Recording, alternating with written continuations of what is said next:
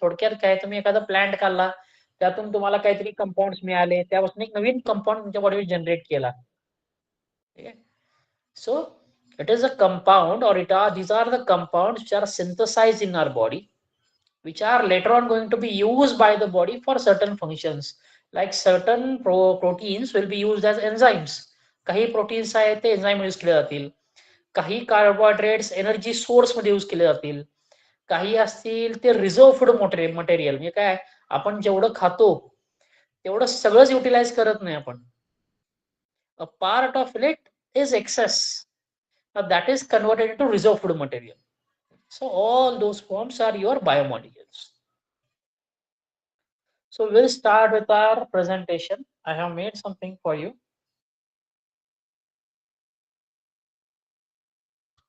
Just a second. Share करतो, तुम्हाला दिसलं की सांगा मला.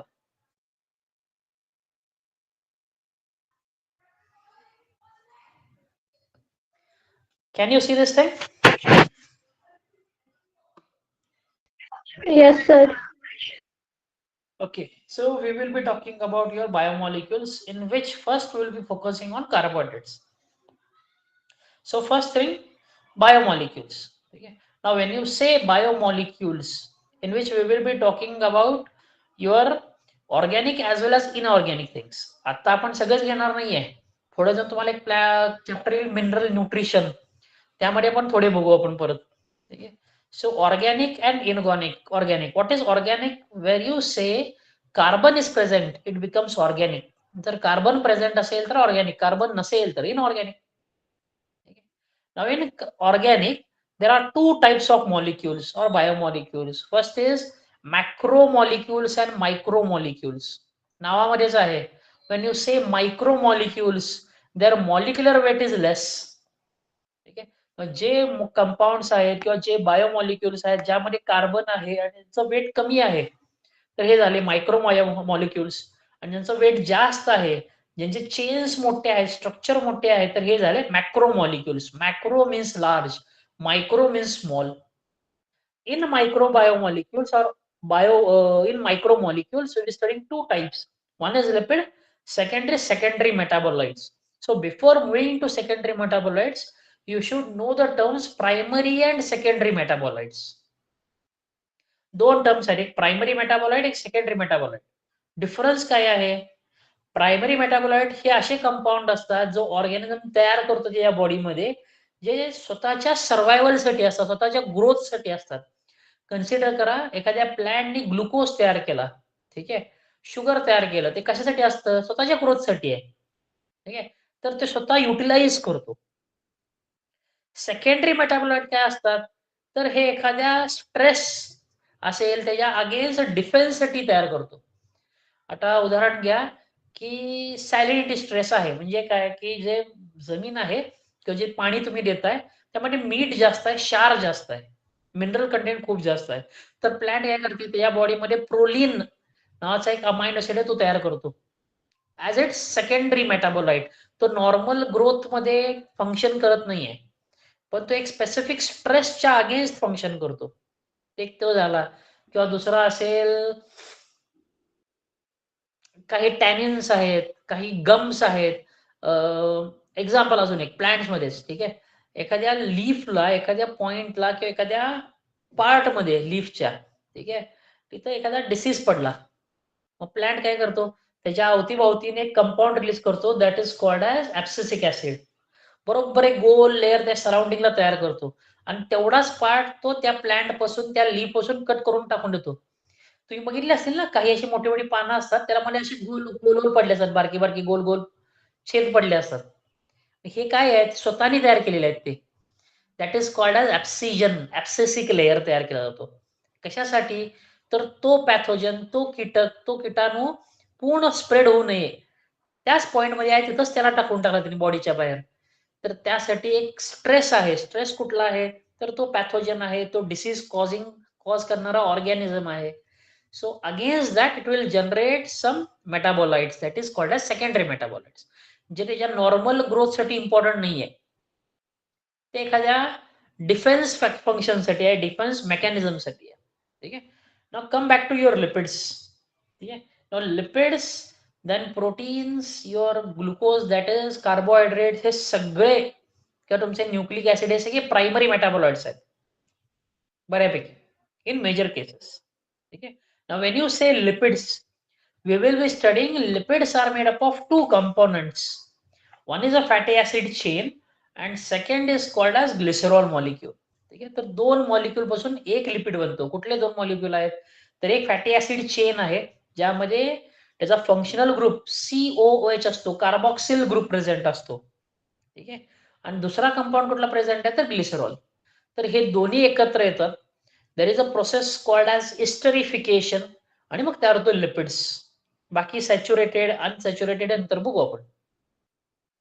तर हा झाला तुमचा मायक्रो मॉलिक्युल्सचा पार्ट. आता मॅक्रो मॉलिक्युल्स काय काय आहेत तर पहिला पॉलीपेप्टाइड म्हणजे काय तर proteins. Proteins are made up of amino acids. So proteins. Second is polynucleotide. That means we are talking about DNA or RNA. हे बनतो न्यूक्लियोटाइड्स पासून. And last is your polysaccharides carbohydrates जे बनतात सिंपल शुगर मॉलिक्युल्स मधून. ठीक आहे. आता simple sugar molecules काय आहेत कसे आहेत ते बघू. सेकंड जो पार्ट आहे तो इनऑर्गॅनिक्स आहे. हे झाले ऑर्गॅनिक्स. यातलं आपण सगळं स्टडी करतोय का नाही.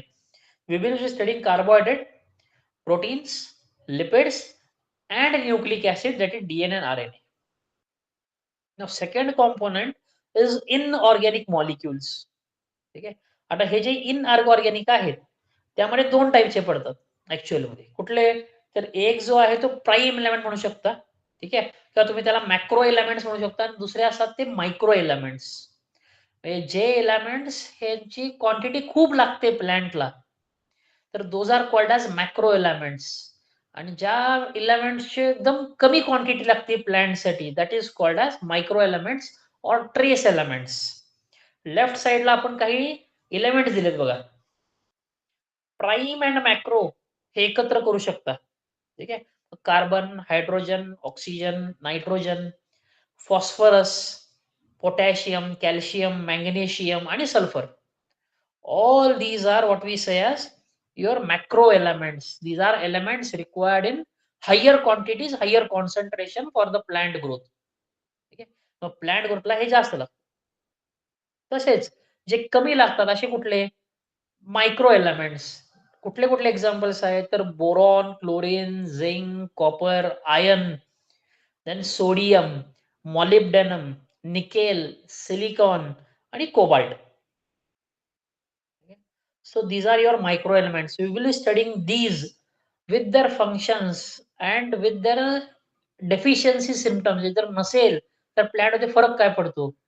This in mineral nutrition that is in next year. पुढच्या वर्षी 12वीला आहे ते आता. ठीक आहे. आणि ह्याच्यामध्ये कशामध्ये बरोबर तुमच्या नीट साठी एनसीआरटी मधून तो चॅप्टर डिलीट केला. फक्त बोर्ड साठी आहे. इथपर्यंत समजतंय कोणाला? कोणाला काय प्रॉब्लेम आहे याच्यामध्ये?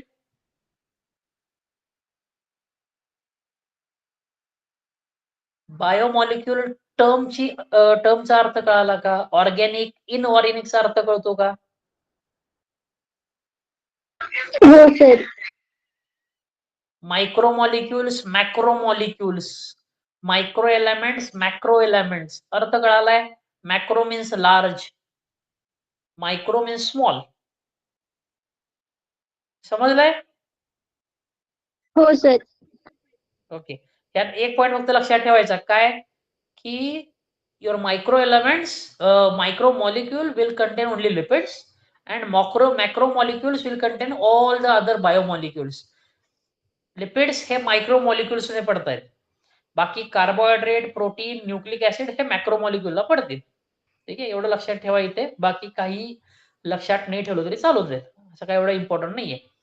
We will start with our first point that is carbohydrates. नावातच आहे कार्बो म्हणजे carbon, hydrate so water. So these are the hydrates of carbon. खाली फॉर्म्युला दिलाय बघा. ब्रॅकेटच्या बाहेर सी लिहिलंय आणि ब्रॅकेटच्या आत H2O लिहिलंय. बरोबर. So C carbon, H2O is water, hence we call it as hydrates of carbon. And these require only 3 elements. 3च एलिमेंट लागतात कार्बोहायड्रेट. कुठलाही कार्बोहायड्रेट घ्या तीनच एलिमेंट कुठले, एक कार्बन, हायड्रोजन, ऑक्सिजन. आणि ह्यांचं जे प्रमाण आहे ना हे पण ठरलेलं आहे. व्हॉट इज द क्वांटिटी और how many hydrogen molecule will be present in proportion to oxygen molecules. Always you should remember one thing.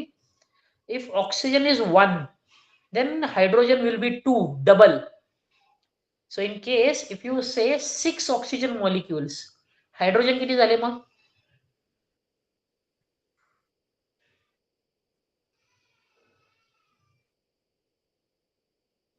सांगू शकताय?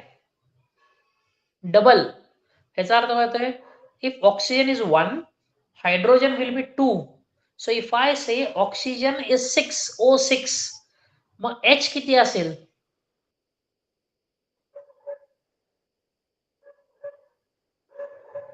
द्या उत्तर. 2चा पाडा येत नाही का?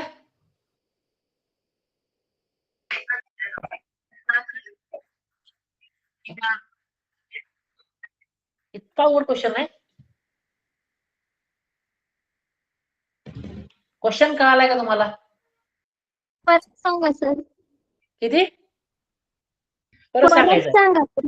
हो सांगतो. ऐका. So what ever amount of oxygen will be present, ठीक आहे, double it for hydrogen. Oxygen जेवढा असेल ना त्यात दुप्पट करायचा हायड्रोजन. मग तुम्हाला काय म्हटलं, ऑक्सिजन जर 1 असेल तर हायड्रोजन 2, ऑक्सिजन 2 असेल तर हायड्रोजन 4, मग ऑक्सिजन जर 6 असेल हायड्रोजन किती असेल? 12. बरोबर. Hence you say the ratio of hydrogen and oxygen is always 2:1, where 2 parts of hydrogen, 1 part of oxygen. Another thing, your carbohydrates are very important for your cell, very important for your life. एवढं importance कशासाठी आहे तर विचार करा की एखादी plant sale आहे, plant सेलची जे सेल वॉल आहे it is composed of cellulose, it is a carbohydrate. ठीक आहे. दुसरं, प्लांट सेल मध्ये ज्यावेळी फूड एक्सेस होतं म्हणजे फोटोसिंथेसिस झालंय आणि खूप जास्त झालंय आणि तेवढं युजफुल किंवा तेवढं त्याला रिक्वायरमेंट नव्हती, एक्सेस ग्लुकोज जो आहे इट हॅज बीन स्टोर्ड. मग स्टोरेजला मटेरियल कुठला, कंपाऊंड कुठला तर starch. Starch is also carbohydrate. कुठलीही सेल असेल, प्लांट सेल असेल, अॅनिमल सेल असेल, बॅक्टेरियल सेल असेल, इफ इट वॉन्ट्स एनर्जी, त्याला जर एटीपी पाहिजे असेल, ठीक आहे, then it is going to break, oxidize, burn a glucose molecule. Glucose काय आहे तर कार्बोहायड्रेट आहे. तर carbohydrates are very important for life, very important for cell. ठीक आहे. The major function of carbohydrates is cell wall formation, और second one is reserve food material, आणि third one is energy. 3 basic functions आहेत. कुठले कुठले? पहिला sale wall तयार करायचा. कन्सिडर करा बॅक्टेरियल सेल, ज्याला सेल वॉल आहे तो तयार होतो पेप्टिडोग्लायकॅन पासून. Peptidoglycan is a carbohydrate. Second, a plant cell, cellulose पासून तयार होतो, it is also carbohydrate. Third, chitin in fungal cell wall, it is also made up of carbohydrate. ठीक आहे. So all those 3 are required for your cell wall formation. Second तुम्हाला काय सांगितलं की reserve food material. आता plant मध्ये जे reserve food material आहे तो सेल्युलोज आहे, एनिमल मध्ये आहे तो ग्लायकोजन आहे, and both of these are examples of polysaccharides. Both of them are the example of carbohydrates. And third use or function is energy. If any cell, कुठलीही living sale असेल, मग तो aerobic respiration करेल किंवा anaerobic respiration करेल, पण त्याला जो लागणारा सबस्ट्रेट आहे, कंपाऊंड आहे, तो कार्बोहायड्रेटच असेल. ठीक आहे. So carbohydrates are very important for your cell, very important for your life. Now when you say carbohydrates, they could be of 3 different types, and this type or these types are on the basis of how many units are there. ठीक आहे. आता एक unit म्हणजे एक monomer. If there is only one unit, it is called as monosaccharide. Saccharide म्हणजे sugar आणि sugars म्हणजे carbohydrates. Mono means one. So if there is only one molecule of a sugar, if there is only one monomer, it is called as a monosaccharide. If there are two disaccharide, three असेल तर कोण सांगू शकतं? Mono one, di two, tri म्हणजे काय?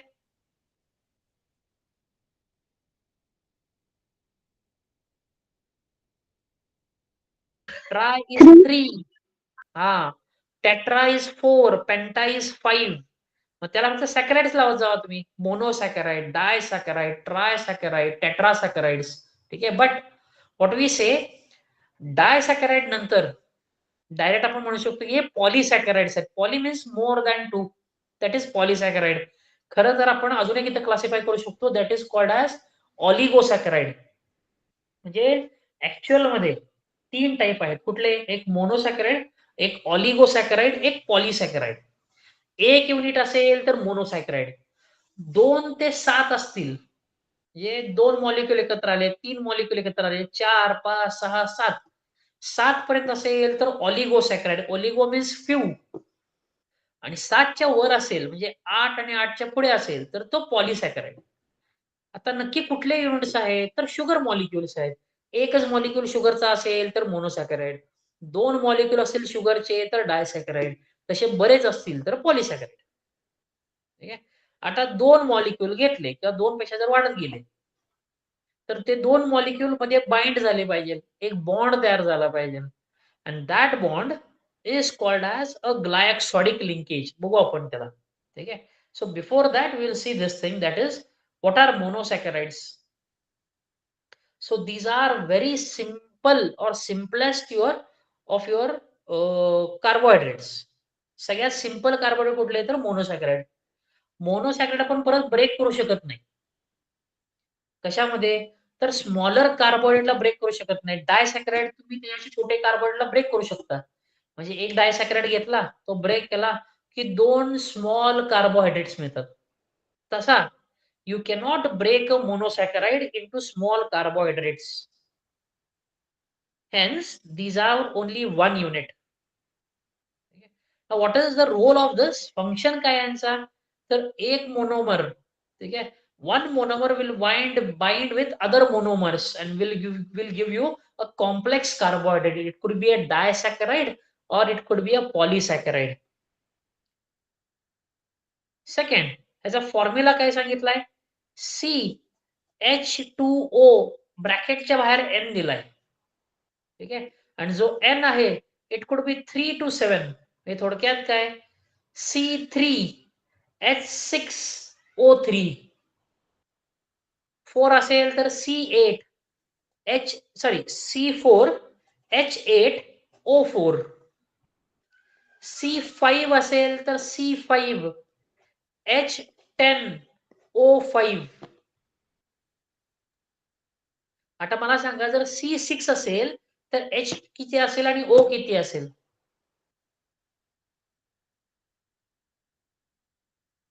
सगळ्यांना formula दिसतोय का?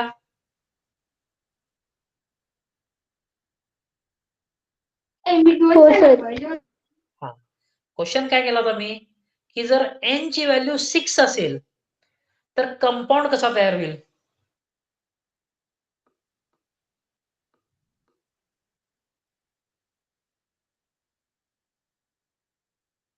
तुम्हाला कोणी शिकवलं नाही का रे ब्रॅकेटच्या आत कसं मल्टिप्लाय करायचं असतं? नसेल तर नाही म्हणा, मी सांगतो तुम्हाला. नाही सर. हा, ठीक आहे. मी एक तुम्हाला व्हाईट पेजवर शिकवतो. 1-2 मिनिटं आपण आधी ते संपू आणि मग परत हे ओपन करू. काय आहे, पण तुम्हाला जर ते येत नसेल तर हे घेऊन काय उपयोग नाही आपल्याला. Just a second. एक कॅनव्हास ओपन करतो.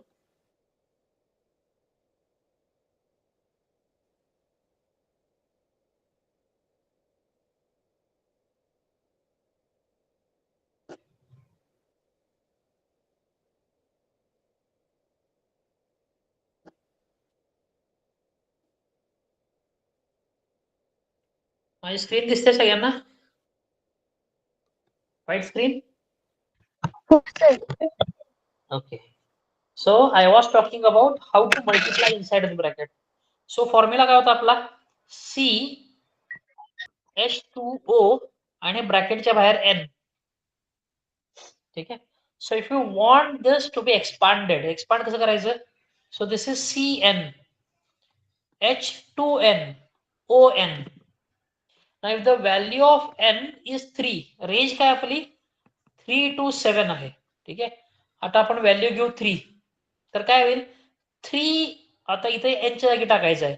So C3 H2 into N म्हणजे 2 into 3 6. O is N that is 3. ते जर N4 घेतला तर CN OH2N 2 into 4 that is 8 and O is 4. N5 जर घेतला तर C5 H10 O5. कळालं इथपर्यंत? हे समजलंय का? हो सर. आता मला सांगा जर N6 असेल तर C किती असेल? 6. 6. H किती असेल? 12. 12. O किती असेल? 6. 6. And last one N7 that is C7 H 14. 14 O 7. 7. इथपर्यंत काय आलंय? हो sir. Now when there are only 3 carbons it is called as a trio sugar. Tri म्हणजे 3. 4 कार्बन असेल टेट्रो शुगर. 5 असतील तर पेंटोज शुगर. 6 असेल तर हेक्झोज शुगर.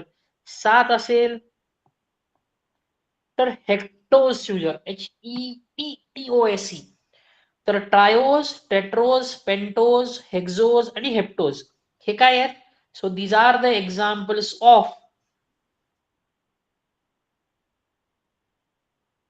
मोनोसॅकराइड्स. कळतंय इथपर्यंत?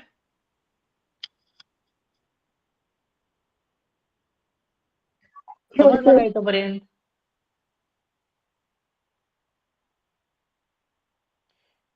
ठीक आहे.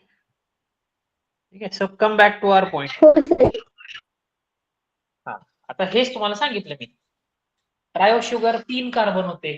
Example is glyceraldehyde. आपण ग्लिसरॉल्डिहाइड शिकणार कुठे शिकणार? रेस्पिरेशन मध्ये. याच 11वी मध्येच आहे रेस्पिरेशन इन प्लांट्स. तर इथं आपण घेणार. टेट्रोज चं एक्झाम्पल आहे erythrose. You should remember the examples. Pentose DNA आणि आरएनए मध्ये असलेले जे पेंटोज शुगर्स आहेत deoxyribose, ribose, these are your pentose sugars. 5 carbon असलेले शुगर्स. हेक्झोस 6 कार्बनचे शुगर. तुम्ही आतापर्यंत फोटोसिंथेसिस शिकत आलाय. त्यात एक कंपाऊंड तयार होतो शुगर मॉलिक्यूल C6H12O6 ग्लुकोज. तर ग्लुकोज इथला एक्झाम्पल आहे. हेप्टोज एक्झाम्पल आहे सेडोहेप्ट्युलोज. 7 कार्बन्स आर प्रेझेंट. 7च्या वर कार्बन्स मोनोसॅकराइड मध्ये नसतात.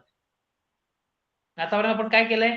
We said that the monosaccharides are simple carbohydrates. They cannot be broken down into simple carbohydrates or smaller carbohydrates.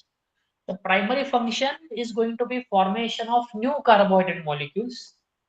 Formula काय? CH2O आणि ब्रॅकेटच्या बाहेर N. N ची व्हॅल्यू किती असेल? 3 to 7. If it is 3, the carbohydrate is called as or the monosaccharide is called as trioses. 4 असेल तर टेट्रोजेस. 5 असेल तर पेंटोजेस. 6 हेक्झोजेस. 7 असेल तर हेप्टोजेस. ठीक आहे.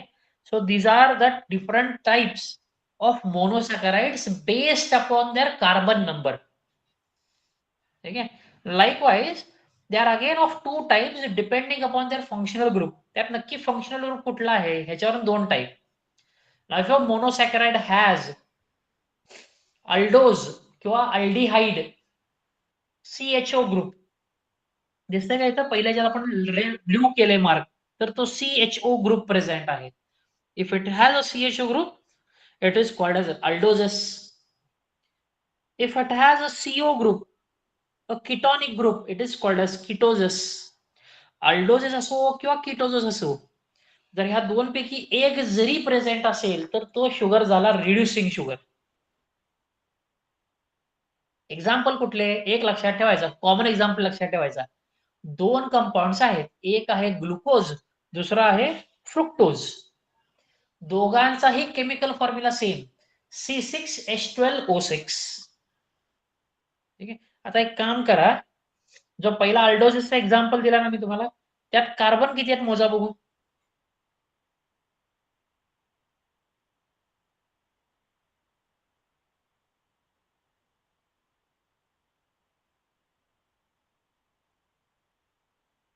मोजताय का कार्बन किती आहेत?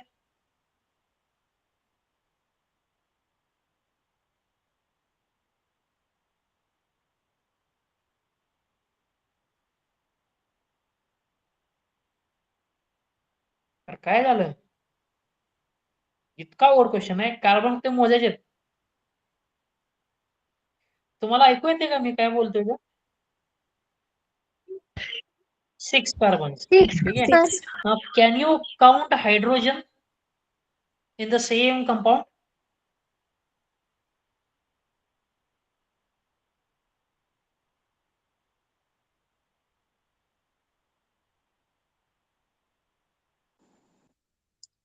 इलेवन 11 आहेत का 12 आहेत?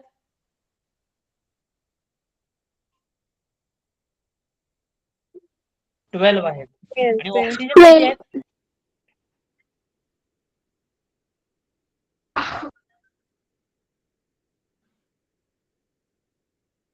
6.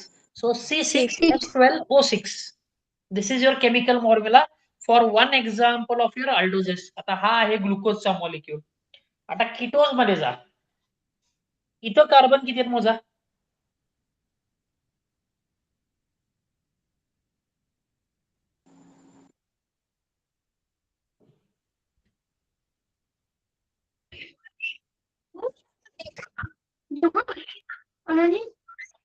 सिक्स 6. हायड्रोजन किती?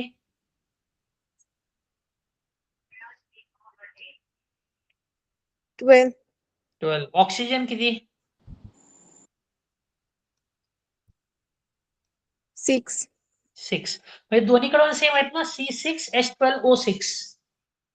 So the chemical formula for glucose and fructose are same. ठीक आहे. बट कीटोसिस इज किंवा कीटोसिसचे एक्झाम्पल कोण आहे? फ्रुक्टोज. अल्डोसिसचे एक्झाम्पल कोण आहे? ग्लुकोज. डिफरन्स काय, तर अल्डिहाइड ग्रुप आहे का कीटॉनिक ग्रुप आहे. ठीक आहे. So a glucose has aldehyde, hence it is called as aldoses. A fructose has a ketone, hence these are called as ketoses. म्हणजे same chemical formula but different structural formula. Structure वेगळा आहे, दिसतंय ना इथं. हे लावलंय आपण, इथं CHO ग्रुप लावलाय अल्डोजेस मध्ये, इकडं कीटोजेस मध्ये CO ग्रुप लावलाय. समजलं ह्या दोघांचा डिफरन्स काय आहे? फंक्शनल ग्रुप वेगळे आहेत. So depending on the number, you have these types. Depending on the functional group, you have aldoses and ketoses. Okay. So this is the first thing. Now there are few of these typical examples when you say carbohydrate. आता हे जे बघितलं आपण structure, हे chain form आहे. So sugar molecule और monosaccharide could be present in a chain. हा chain मध्ये असेल structure, or it could be in present of a ring, like the first two, glucose and galactose. इथं common thing काय आहे की इथं हेक्झॅगॉन आहे ना, 6 साइड्स आहेत त्या चेन, त्या एका रिंगला. If there are 6 sides in a ring, It is called as a pyranose chain. Pyranose,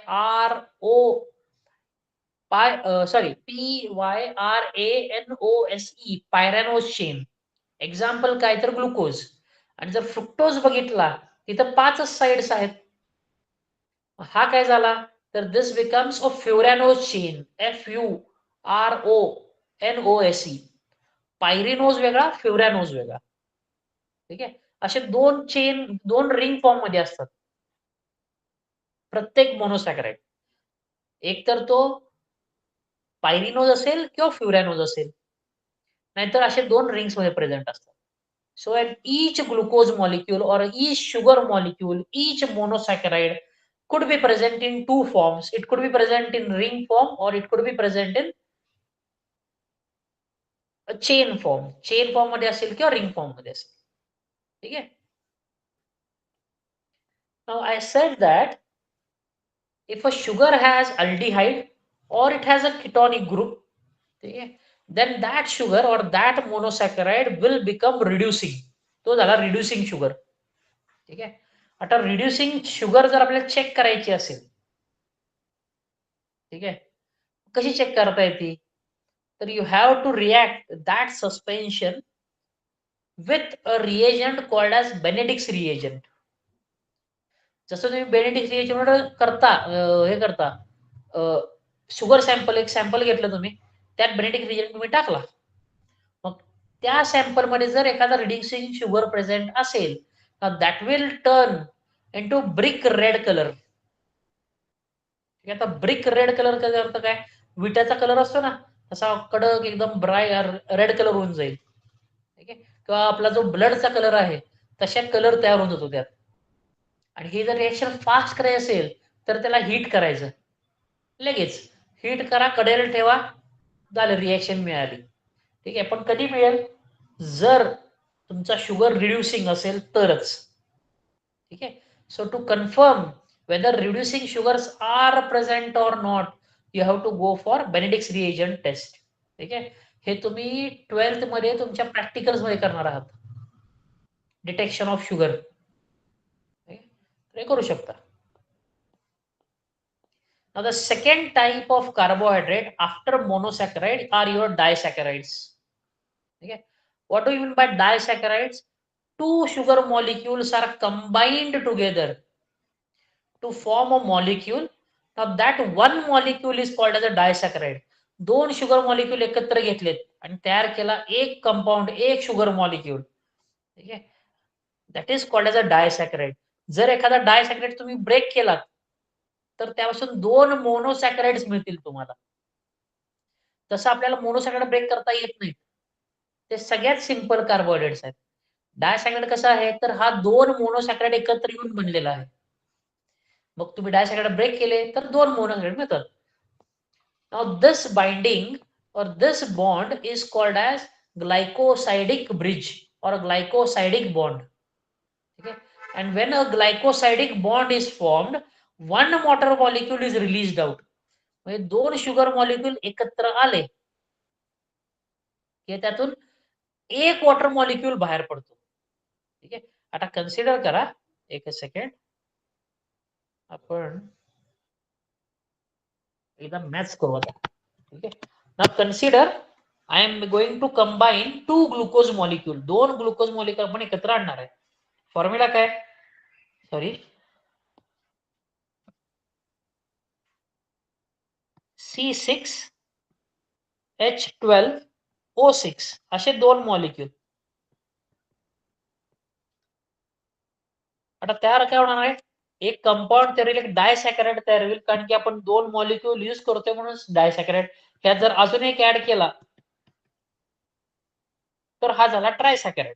ठीक आहे. पण आपल्याला आता ट्रायसॅकराइड नको, आपल्याला फक्त डायसॅकराइड पाहिजे. ठीक आहे. तर you are going to combine two glucose molecules, two monosaccharides to form a disaccharide, ज्यातून एक वॉटर मॉलिक्यूल बाहेर पडणार आहे. ठीक आहे. आता कार्बन किती आले तर हे 6 आणि हे 6, 12. हायड्रोजन इकडे 12, इकडे 12, 24 झाले. पण 24 मधले दोन तरी इकडे आहेत ना ऑलरेडी, राहिले किती, 22. तर 22. तसं ऑक्सिजन सांगू शकता का मला किती असतील इथे? इकडे 6, इकडे 6, किती झाले? 12. एक इकडे आहे 12. ऑलरेडी, मग इथं किती येणार? 11. 11. So this molecule that is C12H22O11 is called as, आता हे जर दोन ग्लुकोज असतील, sorry, so this molecule becomes a maltose molecule. तर माल्टोज मध्ये दोन मॉलिक्यूल ग्लुकोजचे ऍड केले जातात. तसंच जर आपल्याला पाहायला असेल सुक्रोज, तर तुम्ही ऍड करता एक ग्लुकोज आणि एक fructose. If you want lactose, you are going to add one glucose and one what we say as galactose. म्हणजे सुक्रोज, लॅक्टोज आणि माल्टोज हे काय आहे? हे सगळे झाले डायसॅकराइड्स. Why the name disaccharides? Saccharide म्हणजे शुगर, डाय म्हणजे दोन, दोन मॉलिक्यूल ग्लुकोजचे, एक ग्लुकोज एक फ्रुक्टोज, एक ग्लुकोज एक गॅलेक्टोज. इथं दोन मॉलिक्यूल आहेत, इथं दोन मॉलिक्यूल आहेत, दोन मॉलिक्यूल आहेत. थोडक्यात काय, ज्या वेळेला आपल्याला एखादा डायसॅकराइड तयार करायचा असतो त्यावेळी वॉटर मॉलिक्यूल बाहेर पडतो. ठीक आहे. But when you dissolve a disaccharide in water, जर तुम्ही एखादा डायसॅकराइड वॉटर मध्ये डिझॉल्व केला, जर ते तयार काय होतं, तर दोन मोनोसॅकराइड्स तयार होतील. ठीक आहे. This process where a water molecule is evolved is called as condensation. ज्या वेळेला डायसॅकराइड तयार होतो तो झाला कंडेन्सेशन. ज्यावेळी एखादा डायसॅकराइड ब्रेक केला जातो तर that is called as hydrolysis. समजतंय? समजलं का इथपर्यंत? हो sir.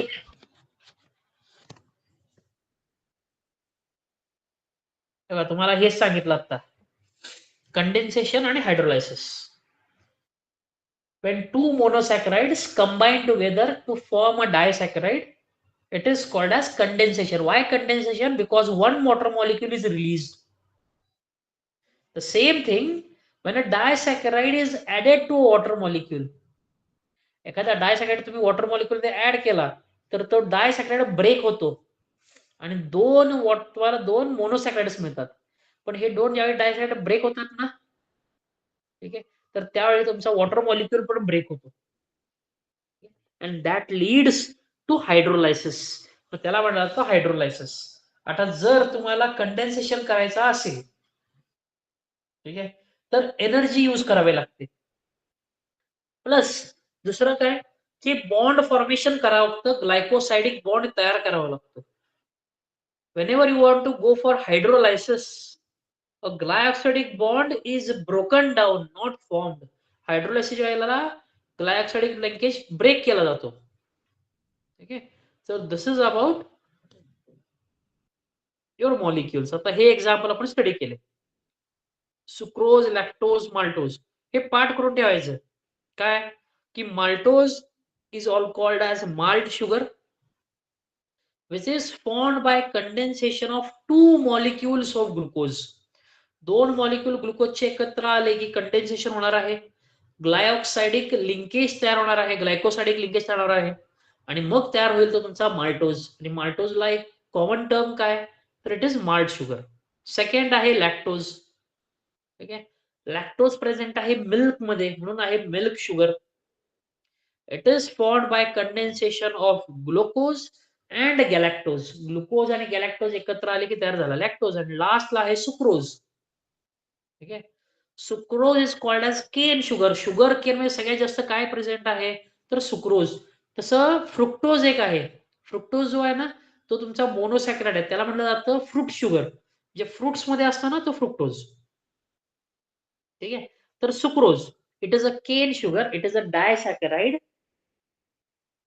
Made by condensation of a glucose and a fructose molecule. ठीक आहे. जो सुक्रोज आहे तो नॉन रिड्युसिंग आहे. नॉन रिड्युसिंग का? कारण की अल्डिहाइड आणि किटोनिक ग्रुप आहेत ना, इथं फ्री नाही आहेत. पण लॅक्टोज आणि माल्टोज हे दोन्ही रिड्युसिंग शुगर आहेत. का? कारण की ग्लुकोज मध्ये असतो अल्डिहाइड आणि तो आहे फ्री इथे. तर रिड्युसिंग शुगर्स आहेत तुमचे लॅक्टोज आणि माल्टोज. सुक्रोज हा नॉन रिड्युसिंग आहे. एवढं पाठ करून ठेवा. का? कारण की पुढे एक चॅप्टर येणार आहे तुम्हाला फोटोसिंथेसिस. तिथं हा पार्ट परत येईल सुक्रोज बद्दल. And the last part is your polysaccharides. Now, when monosaccharides, more than 8 monosaccharides are going to join together, ठीक आहे, it becomes a polysaccharide. ठीक आहे. आता जॉईन टुगर म्हणजे काय? तर दोन एकत्र आले की एक वॉटर मॉलिक्यूल गेला, त्या दोनला अजून एक जोडला की अजून एक वॉटर मॉलिक्यूल गेला, तिसरा चौथा जोडला की अजून एक वॉटर मॉलिक्यूल गेला, तसे ऍड होत जातात. तर एक लॉंग चेन तयार होते. It is a long chain of monosaccharide sugars. These are called as polysaccharides. There are different or two types of polysaccharides. One is called as a homopolysaccharide, second is called as a heteropolysaccharide. याचा अर्थ काय होतो की जर आपण म्हणतोय की ह्याच्यात लागणारे जे शुगर्स आहेत, so consider there are 8 sugar molecules in a chain and all the 8 molecules are of glucose. सगळेच ग्लुकोजचे आहेत. तर हा झाला homopolysaccharide. It means there is only one type of monosaccharide present in it. But if there are two or more than two difference of monosaccharide in a single chain, एकाच chain मध्ये दोन किंवा दोन पेक्षा जास्त वेगवेगळे मोनोसॅकराइड प्रेझेंट असतील, it becomes a हेटेरोपॉलिसॅकराइड. ठीक आहे. तर एक होमोपॉलिसॅकराइड, एक हेटेरोपॉलिसॅकराइड. एक्झाम्पल आपण दिलेत. होमो मध्ये कुठले? तर स्टार्च, सेल्युलोज आणि ग्लायकोजन. आपल्या एक्झामसाठी प्रिपरेशन या तिघांचं करून ठेवायचं आपल्याला, स्टार्च, सेल्युलोज आणि ग्लायकोजनचं. ठीक आहे. स्टार्च, सेल्युलोज हे दोन्ही प्रेझेंट आहेत प्लांट्स मध्ये. ऍनिमल मध्ये प्रेझेंट आहे ग्लायकोजन. हेटेरोपॉलिसॅकराइडचे एक्झाम्पल कुठले? हाय ॲल्युरोनिक ऍसिड आणि दुसरा आहे तो हिपॅरिन. असे दोन. आता इथं दिलं नाहीये, पण अजून एक टाईप असतो. म्हणजे polysaccharides could be classified on the basis of their function also. काही वेळा त्याच्या फंक्शनवर पण आपण पॉलिसॅकराइड्स क्लासिफाय करतो. कुठले असतात दोन? तर एक आहे स्ट्रक्चरल पॉलिसॅकराइड आणि दुसरा आहे storage polysaccharide. Now whenever a monosaccharide is stored, ज्यावेळी रिझर्व्ह फूड मटेरियल म्हणजे एक्सेस फूड तयार केलेला आहे, आपण पण काय करतो? भरपूर खातो. सगळंच आपल्या बॉडीला युटिलाइज करते का? नाही. तर काही तो स्टोअर करतो. मग हे स्टोअर करणारे जे पॉलिसॅकराइड्स आहेत ना, ह्याला म्हटलं जातं storage polysaccharides. Example is glycogen. ठीक आहे. आणि जो दुसरा आहे तो आहे स्ट्रक्चरल पॉलिसॅकराइड. बऱ्याच वेळेला ग्लुकोज किंवा वेगवेगळे तुमचे मोनोसॅकराइड यूज करून सेल वॉल वगैरे तयार होतात. मग हे स्ट्रक्चर तयार केलं. Such polysaccharide example is cellulose, chitin, peptidoglycan. So these are called as structural पॉलिसॅकराइड्स.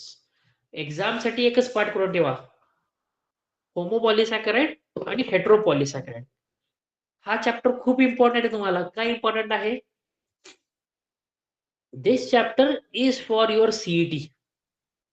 तुम्ही जर विचार केला असाल 12 नंतर मला फक्त सीईटी करायचे, मग 11 एवढा अभ्यास का करू? 11 मधले 4 चॅप्टर आहे सीईटीला आणि 12चे 16. ठीक आहे. किती झाले? तर एकूण 20 चॅप्टर. 20 पैकी 4 11वीतले. त्यातला पहिला चॅप्टर म्हणजे बायोमॉलिक्युल्स. तुमच्या एक्झाम मध्ये 100% 3 ते 4 क्वेश्चन तुम्ही एक्सपेक्ट करू शकता. ठीक आहे. 1 question from carbohydrate, 1 from protein, 1 from lipids and 1 from your nucleic acid. कधीतरी एक्झामवर क्वेश्चन पडतो एन्झाईम्स मध्ये पण, तो वेगळाच पॉईंट घेतला आहे याच्यात. ठीक आहे. All enzymes are proteins. पण आपण इथं प्रोटीन्स किंवा एन्झाईम्स वेगळे शिकतो, प्रोटीन वेगळे शिकतो. ठीक आहे. तर एक्सपेक्ट करू शकता तुम्ही 3 ते 4 क्वेश्चन ह्या चॅप्टरवरचे. कळालंय? इथपर्यंत समजलंय? हो सर. कोणाला काय प्रॉब्लेम आहे इथपर्यंत?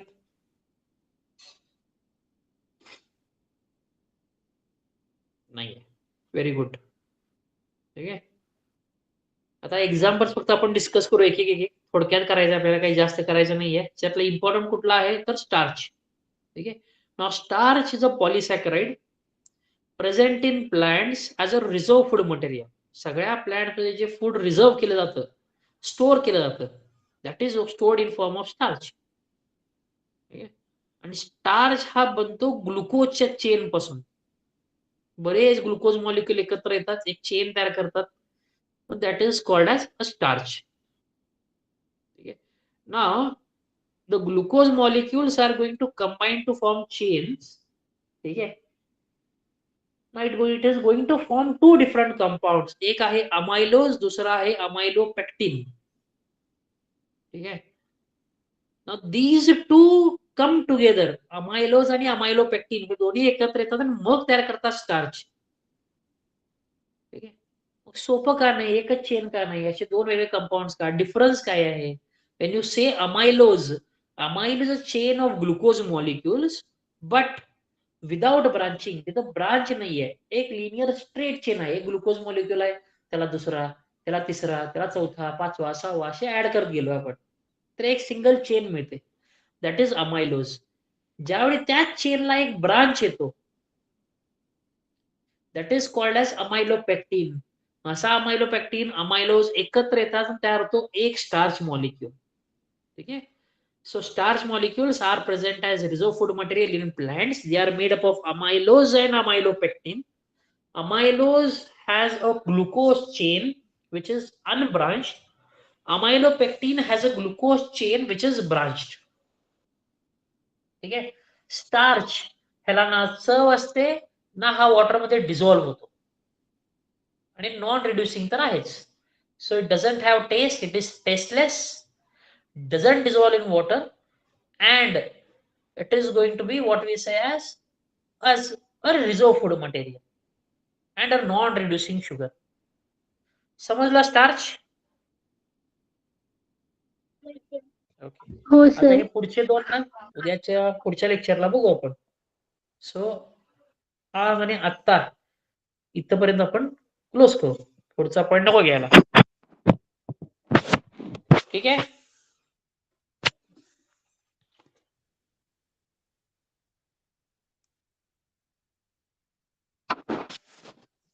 सेशन क्लोज करायचा आजचा.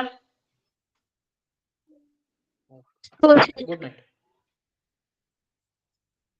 Good night.